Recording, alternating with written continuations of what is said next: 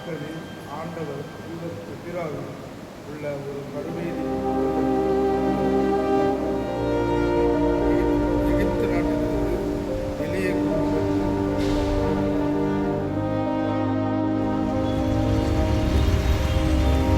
நடைபாதையின் 2ஆம் நாள். இன்றைய தலைப்பு நம்பிக்கை. வழியெங்கும் பாடலும் ஜெபமும் கூட்டு உணவும். ஒவ்வொரு அடியிலும் நம்பிக்கையின் ஒளி பரவுகிறது.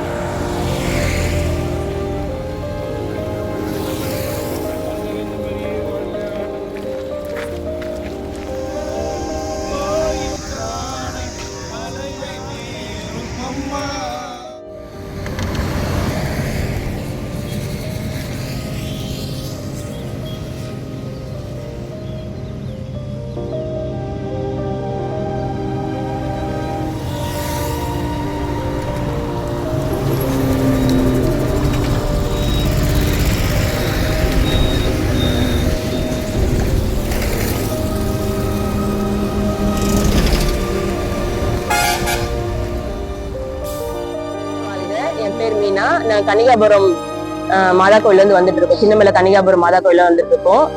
நான் டெய்லி அந்த கோயில போய் கேண்டில் ஏற்றிட்டு போவேன் நான். ஆனா வருஷம் நினைப்பேன் நம்ம போக முடியுமா போக முடியாதா அப்படின்னு சொல்லிட்டு நினைப்பேன். ஆனா இந்த வருஷம் கரெக்டா ஒரு 10 நாளைக்கு முன்னாடி எனக்கு தோணிட்டே இருந்துச்சு போகணும் அப்படின்னு சொல்லிட்டு நான் ஒரு 10-15 நாளைக்கு முன்னாடி டிசிஷன் எடுத்தேனே. எப்படியாவது போயிடணும், நம்மளால முடியுமா அப்படின்னு சொல்லிட்டு ரொம்ப குழப்பத்துல இருந்தேன். நான் வர்றதுக்கு ஒரு நாளைக்கு முன்னாடி கூட எனக்கு ஒரு ஆக்சிடென்ட் ஆகிற அளவுக்கு இருந்துச்சு. அதுல இருந்து என்னை ரொம்ப காப்பாத்தி என்னை மாதாமா கூப்பிட்டு வந்தாங்க.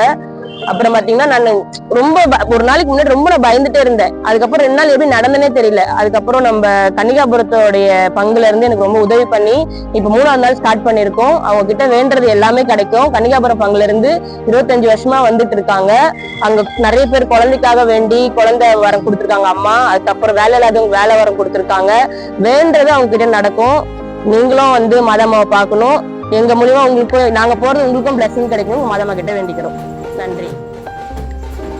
Faith doesn't just walk, it holds hands. It also teaches next generation.